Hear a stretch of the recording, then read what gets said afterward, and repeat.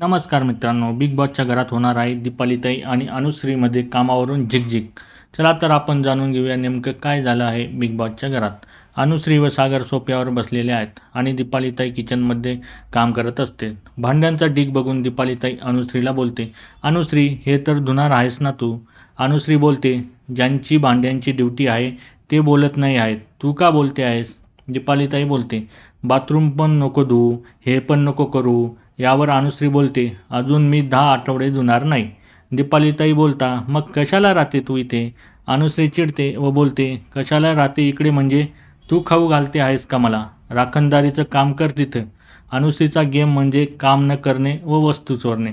आत्तापर्यंत हेच प्रेक्षकांना दिसलं आहे आणि दीपालीताई नेहमी पोक करण्याचं काम करते. आता या दोघींपैकी तुम्हाला कोणाचा मुद्दा हा बरोबर वाटतो हे कमेंट बॉक्समध्ये नक्की सांगा.